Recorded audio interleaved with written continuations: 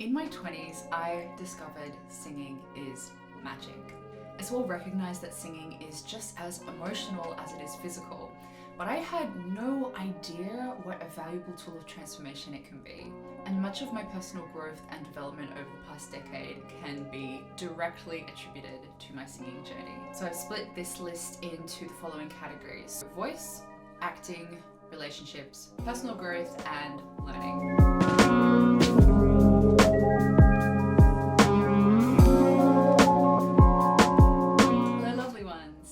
This is Livia. I'm a professional operatic soprano, voice teacher, and the founder of Singing for Self-Care. If you like health and heart-based singing, I highly suggest you subscribe because I'm here for you every Monday with tips on your most powerful method of self-care, your voice. Because remember, you and your voice are practically magic. Invest time developing your support. This was glazed over a little bit at the beginning of my singing journey, and it led to some quite severe technical issues down the line. You absolutely cannot sing efficiently if you don't have balanced, flexible support. And I see this time and time again when I'm teaching my students as well. Singing softly doesn't mean that you should come off the voice. So you can treat dynamics as a color and don't think about it in terms of decibels. Now it's very tempting to either drop your support or start to aspirate, so that kind of whispery quality like this. But these things are going to start to take a toll on your voice. So instead of soft, you can think of the sound as being silvery or sweet or special. And this is going to achieve the same impression that you're after without sacrificing your technique in the process. Dynamics are all relative anyway. Include coloratura in your development, even if you hate it. Coloratura drills, so those are those fast, florid runs. They can be really frustrating to practice. And if your voice is anything like mine, again, my voice is kind of built like a panda, it can sometimes be really disheartening when your vocal folds, they just can't keep up with like the speed of your brain. But keep with it because it's so good for the health of your voice, and I promise it does get easier. So you can include coloratura in your singing diet, even if it's not something that's present in the repertoire that you sing. Learn to mark. It's surprising how many young singers have never even heard of marking. So in short, it's a mode of singing where you're engaging the same technique and amount of energy as you normally would, but you aren't singing full voice. Now this comes particularly in handy when you're rehearsing for a stage production. You may be singing the same like 2 lines over and over again as you go over staging, and you don't want to wear your voice out doing that. But marking is something that you should master early, and it's actually really useful for your own practice as well. Silent practice is your friend. So in tandem with marking, embrace silent practice. So you should only vocalize for a reasonable amount of time per day, because keep in mind, your vocal folds, they're very small, they're very delicate, but sometimes there will be times when more practice is necessary, or maybe you'll find yourself in a place where you can't make too much noise. Many studies have demonstrated that the brain, it can't really tell the difference between thinking in detail about an action and actually physically doing that action. And experiments in both athletes and musicians show that the thinking group and the doing group have almost identical progress. So you can close your eyes and just imagine that you're singing. Text first. So if I had $1 every time I've heard this from a coach, but it's true. It leaves you with a deeper sense of knowledge of the piece, and it gives you a unique dramatic perspective. So my process when I learn a new role starts with researching the piece first, then I translate the text, I read it dramatically, look for subtext, and then I listen to every recording I can possibly get my hands on to just see how other singers in the past have approached it. Only then will I start note bashing. So I'll sing the melody on vowels, and then I'll work on the articulation. And then, almost lastly, I will add the text to the singing. So yes, it's a lot more involved than just jumping in and starting to sing, but I promise you the process is so worth it. Stretch arias! Okay, so this might be a little bit of a controversial opinion, but in my experience, stretch arias have been responsible for almost every single technical breakthrough that I've had. So a stretch aria is a piece that is currently outside of your current skill level, whether it be more technically advanced or perhaps maybe it's slightly heavier than your current fach or voice type. Now, exercise caution when you're practicing these. You need to listen to your body and make sure you don't go overboard.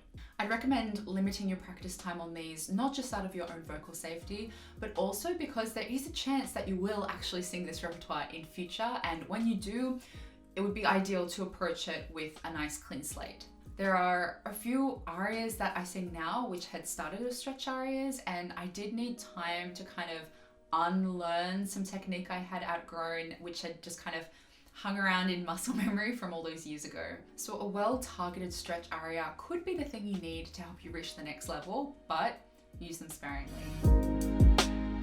Take the less obvious choice. This is such an easy adjustment, but really it makes worlds of difference to your acting. So say the text has a line that is like overtly sad. Think about how you can incorporate something which is the complete opposite of sad. So could this thing be bittersweet? Could you feel comforted that you're reminiscing about the past, even if it's sad or painful? Or maybe you could be like enjoying this catharsis. And the same goes for something that's really obviously happy. Could maybe you feel anxious that the thing that your character wanted is actually coming true? Or could you feel like undeserving or guilty that something good is happening? Or perhaps you sense something, this like foreboding that's just around the corner, that this happiness is too good to be true. Now the audience won't know exactly what your inner narrative surrounding all of this is, but they will see the nuance to your acting and they'll be drawn into your performance. And from this, they can craft their own interpretation of what you're presenting. It is more about your point of view than your voice. Beautiful singing without any substance it's really boring.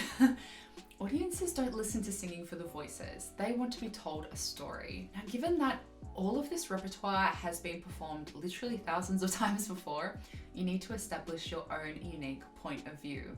And that's where point 6 and point 8 are important.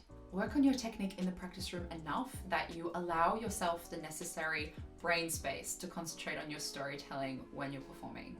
Spend time working on body awareness. Okay, now this might sound a bit wild, but spend some time alone dancing. No mirrors, you can dim the lights if you want, you can put on some music. If you need any ideas, I like to search for ecstatic dance sets on YouTube. And just concentrate on moving one part of your body at a time. And you might want to consider incorporating some Laban movement analysis into this as well. So it doesn't matter what any of this looks like, it's just about developing body awareness and freedom of movement. And personally, I think it's really great for your soul, but it also just directly translates to the stage as well, particularly if you feel on stage that you're just really like stiff and awkward. Don't make musical movements, make dramatic movements. So it's a little bit like that, oh, but like, what do I do with my hands? So this definitely used to be me. Now the previous point, that helped me like a huge amount, but so does the process of working dramatically on the text before learning the music. So as you speak through the text, gesture as if you were telling this story to a child and get really colorful and invested in the language. Now, with the intensity on acting, you'll naturally gesture in a certain way.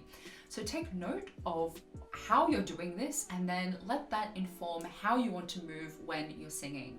And please, please, please, don't allow the music to determine how you gesture.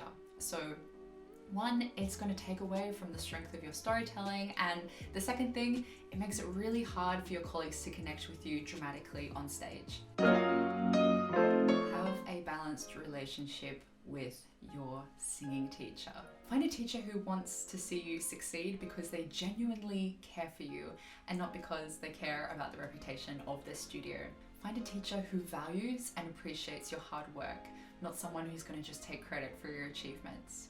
Find a teacher who is secure enough that they support and encourage you to pursue other educational activities, even if it means working with another teacher in the short term. Find a teacher who doesn't use the guise of being brutally honest as a means of emotional abuse. Find a teacher who can tell when you need to be challenged and when you need to be nurtured. Don't feel you need to put up with abuse in order to develop your craft, because I promise there are some very experienced teachers out there who are really beautifully supportive. For times you strongly disagree with the director. Now, sometimes you're not going to see eye to eye with the director, even after a lot of discussion about ideas. If you can't come to a happy medium and you have no choice but to go with an interpretation of your character that you really don't like, there is still hope. So what you can do is develop a secret subtext for why your character is behaving this way. So you can use a similar method to point 8. So you can take a direction that you've been given and you can find contrasting emotions or dramatic motivations and then build in a hidden inner narrative. And actually, sometimes having a parameter can make you more creative.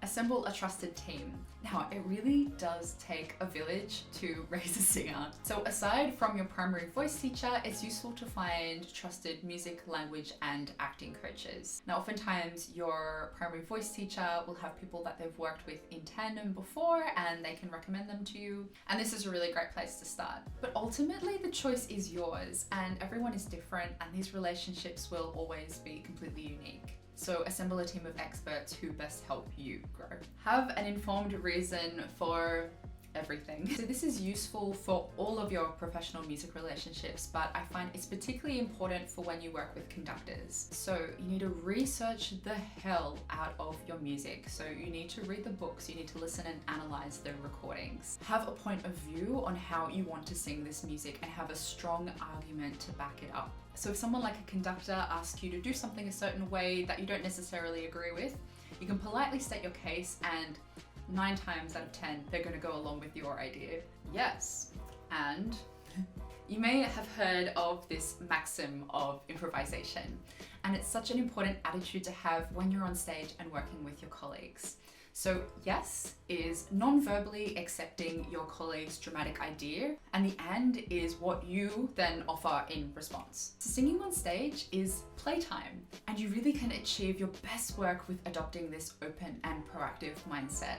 And there is nothing more stimulating than the magic of 2 yes and singers making art together. So really value your fellow singers' creative input. It's a difficult industry and people are prone to scarcity complex and jealousy. So I wish I didn't have to say this, but it's a sad truth. In music, there is limited funding and limited jobs.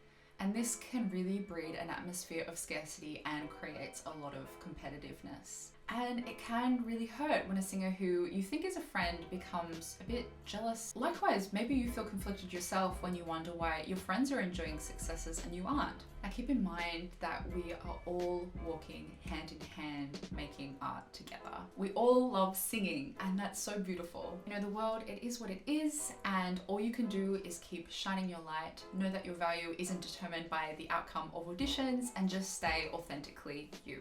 The music world, it's hard enough as it is, so let's be kind to one another. Listen to your judgment. Now, I know I've spoken a lot already about assembling a trusted team of experts and researching your craft.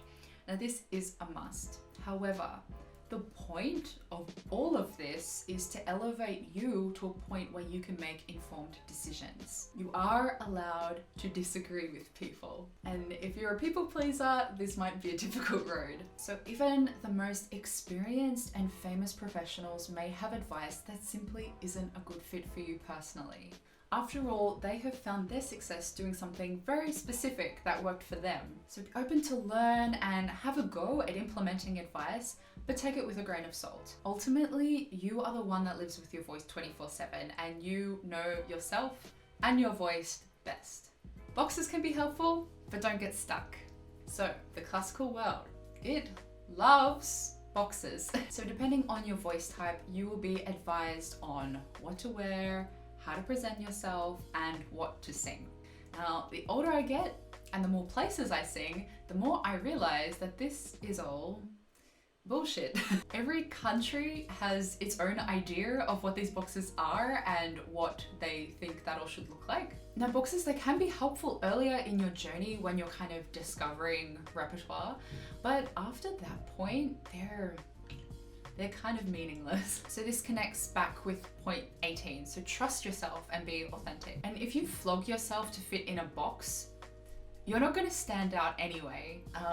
It's just FYI, here are some of my favorite comments that I've been given about my presentations. Dramatic sopranos shouldn't wear floral print. This dress you're wearing looks a little bit off the rack.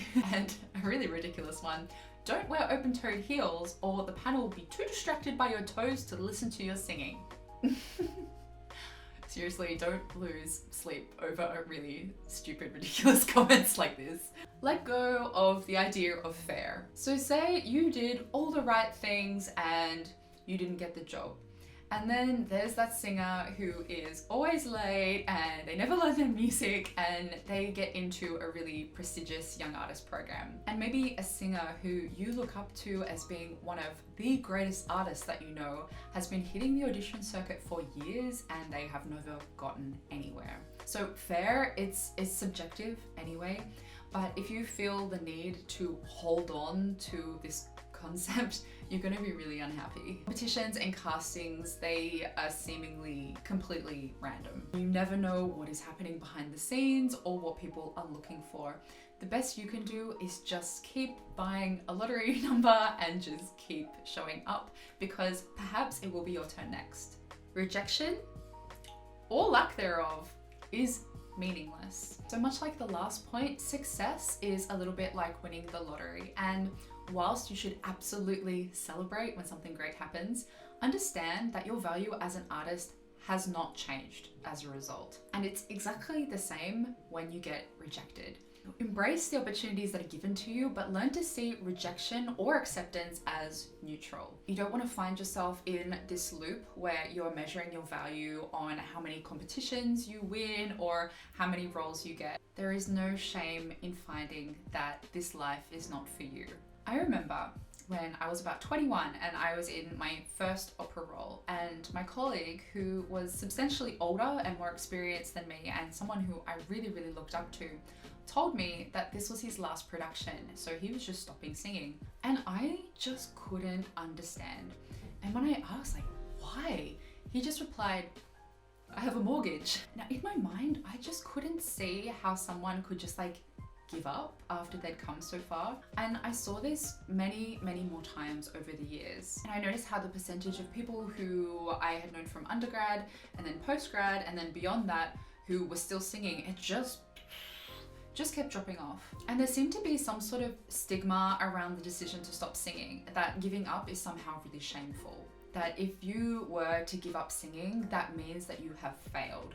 But I can honestly understand now at age 30, with no financial security in a very volatile industry that is rife with prejudice and toxicity and abuse, the decision to leave is a really healthy one. So despite the odds, ask yourself, does pursuing singing professionally still make you happy? In my experience, yes. Singing makes me happy enough that I will still fight for it in this next chapter of my life with the full realization of what I am sacrificing for it. But for many people, it's just not worth it. And that decision should be supported because your happiness comes first. Your technical issues can give you an insight into what you need to heal. Now, this is really interesting. So I had a little bit of an inkling about this after I'd been teaching for a few years, and also just reflecting on how personal factors were impacting my own singing. Oftentimes you can trace certain muscular tension or perhaps like the holding of something back to a psychological root. Now, it's one thing to approach your singing on a purely technical level, but if you find that you have an issue that's particularly persistent, consider perhaps digging a little deeper to find the psychological block that's pervasive in your life in a broader context. Question your resistances. So what are you avoiding when it comes to singing? Is it that you just can't stand speaking through the text, or you hate practicing scales, or securing your high notes, you've just been putting it off? So it's time to question why. Your brain avoids something that it perceives as painful as a protective measure.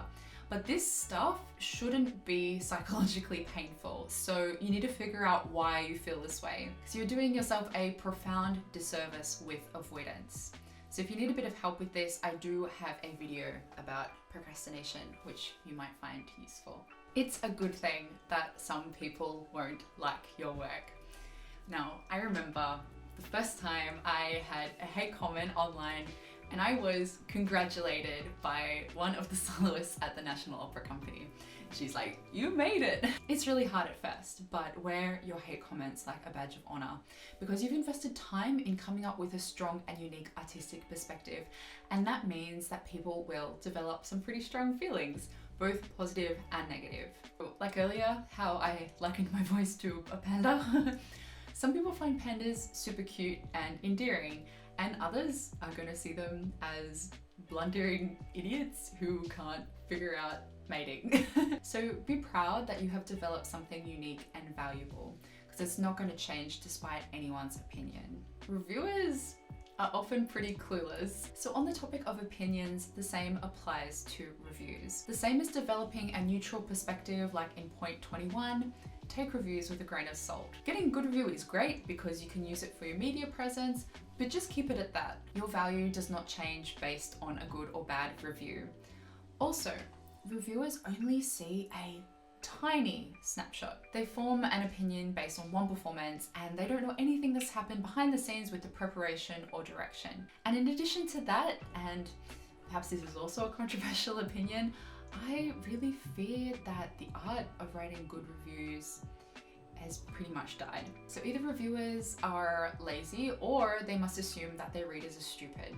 Because if you read almost any review today, you will hear about what the set looks like, a synopsis of the work, and if you're lucky, a few short comments about the singers. So they really stay on the surface. There's no real thought or analysis into what the director is trying to say artistically, or how the costumes, the set, the lighting, the music, or even like dramatic interpretations play into any of this. Even then, a thoughtful and well-written review is still just one person's opinion at the end of the day. Listen to lots of recordings. One of the biggest mistakes young singers make is to listen to the same recording over and over and over and over and over again. This is problematic for a few reasons. So A, you could be unwittingly learning someone's mistakes. B, you aren't developing your own unique point of view. And C, you're missing out on an opportunity to learn about the history of the art form. So it's really useful to have an understanding, particularly of the really iconic classic recordings. So all of these things that have come before you, you can figure out what you do like, what you don't like, and why.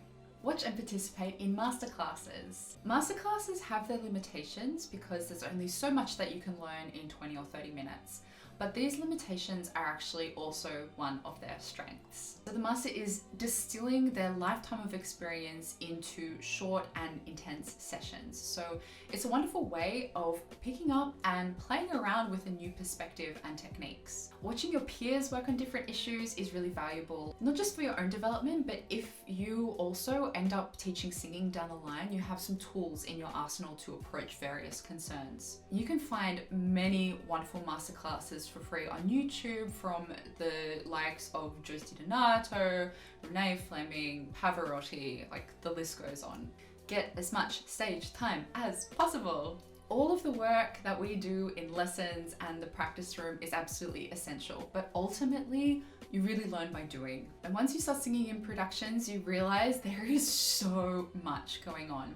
So you need to hit your lighting cue or you're going to be in the dark. You need to act in a way that the audience can understand what you're communicating, even from like the very back row. And you need to know the moments that you absolutely need to have contact with the conductor, but then you don't want to, distract that from the drama, and you need to pace yourself through a role. You need to learn how to project your voice most efficiently depending on the space you're in. You need to know how to move in your costume in a way that's historically appropriate and without falling over. And you need to know how to react and to highlight your colleagues at the right moments, and then when and how to shine yourself. I mean, this list goes on. And don't be afraid to ask more experienced colleagues for advice, because a lot of the time they find real joy in helping young singers with their craft. And lastly, I strongly believe anyone with a healthy instrument can become a world-class singer. You have a unique story to tell, and you are definitely physically capable of reaching an elite level. By far, the biggest hurdle is your mind. Be prepared to be challenged in every aspect that you can imagine. You need to develop the courage to be completely vulnerable and naked in the face of uncertainty and criticism. It's profoundly difficult, but through this challenging profession, you will learn volumes about yourself. Singing is a little bit like a pressure cooker for self-development. It's something that forces you to reflect deeply, develop resilience, and to be open and proactive. Music really is rewarding beyond words, and I am so deeply thankful for the lessons singing has taught me over the past decade. Now, if you're a young singer and you're watching this, I am sending you so much love, and I pray that singing will continue to bring you joy, and I wish you all the best on your life's journey. If you ever want to reach out for a chat, you can just send me an email, because I'd be happy to be your opera big sister. Thanks for hanging out with me, and I'll see you next Monday.